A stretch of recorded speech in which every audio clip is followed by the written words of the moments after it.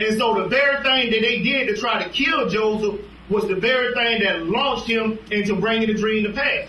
Amen. So when Joseph spoke it out of his mouth, because he believed the dream that God gave him, as soon as he spoke it out of his mouth, it set things in order for the dream to come to pass. Right. But so many people don't know what they're talking about, telling you to shut up. Don't open your mouth. Well, the very fact that you open your mouth and speak that dream out gives God permission to come in and make the thing happen. Amen. Glory. So if God, hallelujah, if God done gave you a dream, God done gave you a vision, don't be afraid to speak it out your mouth. All right. Because that's the thing that's going to set it in motion. Hallelujah.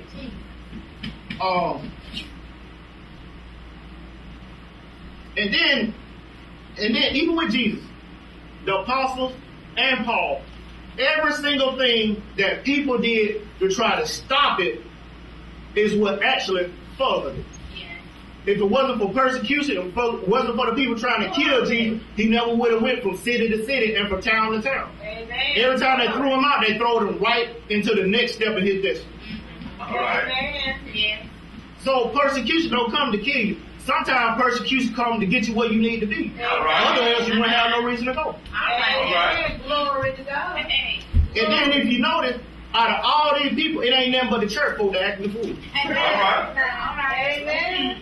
Because everybody else is receiving everything that Joseph has to offer. It's the church folk. Yes. All right now. Yes. His father, his brother, all them the ones that acting the fool. Yes.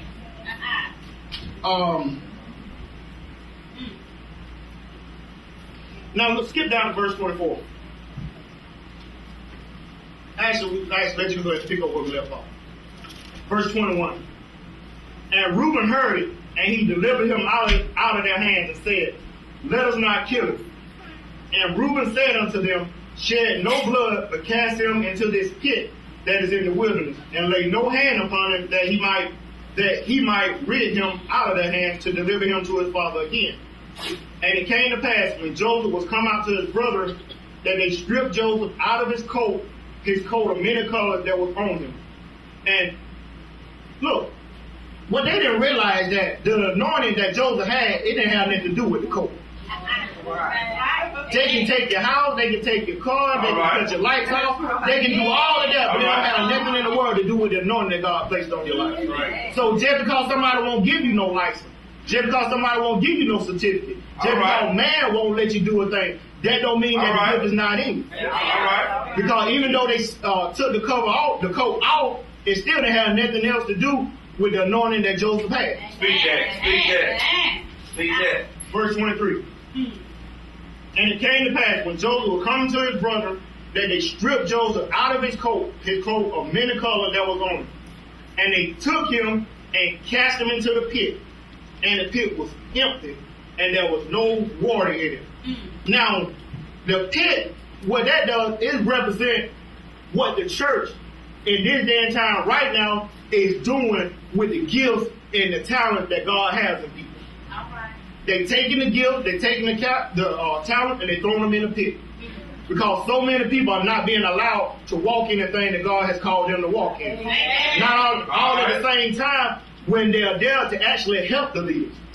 And so everybody's hindering their own. So actually, the majority of leaders out there today are hindering their own self because they cannot recognize the one that God has sent them. And so just like they did Joseph, they throw him in the pit. All right. But then look at what it says. It says, and the pit was empty, and there was no water in it. Do you not know how many saints of God right now are sitting up in some church dying because they're not being allowed to use the gift that God has given them? And so what you got to understand that you cannot allow man to throw you into a pit. Amen. You cannot sit on the gifts and the talent that God has given you. Because the gifts and things that God has given you is for a purpose. That's right. And if you allow man to take it away from you, then you will sit up and die. All right now. Matter of fact, the richest place in the world is the graveyard. Because there's so many dreams and ideas dying.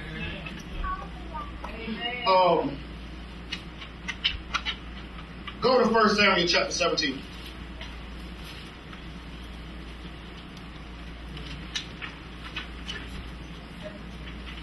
Yes, 1 Samuel, actually start at verse 16.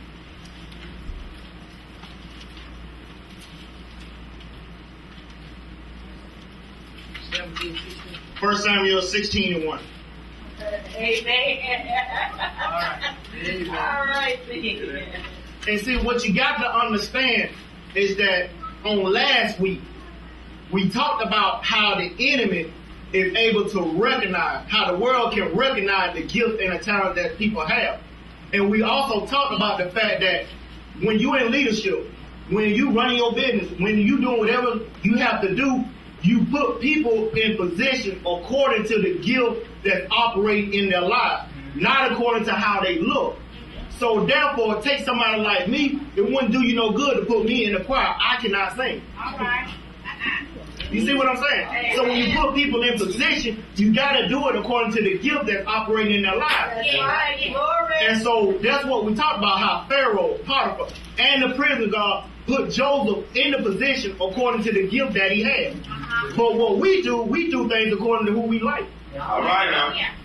Not only that, who we want to rub shoulders with. All right. But the Bible says that God does not look at the outer appearance. God looks at the heart. Yeah. Now, we talked about that one time before when we were doing the single conference, and we were talking about Rachel and Leah. 1 Samuel 16 and 1. Okay, now here's God getting ready to raise up another leader. But if you look at the example that God did, God is not looking at the outer appearance. God is not even looking at the age, your experience. God is looking at what's in your heart and what's on the inside of you, and the gift that he already given you. Verse 1. It says, and the Lord said unto Samuel, how long wilt thou mourn for Saul, seeing I have rejected him from reigning over Israel? Fill thy horn with oil and go, and I will send thee to Jesse, the Bethlehemite, for I have provided me a king among his sons. Okay, skip down to verse 6.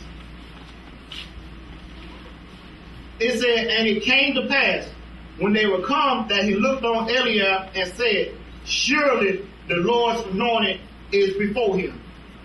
But what did he have to base his decision on? Now this is the prophet, Samuel. Now if Samuel had went in his own stead, he would have chose Eliab right there.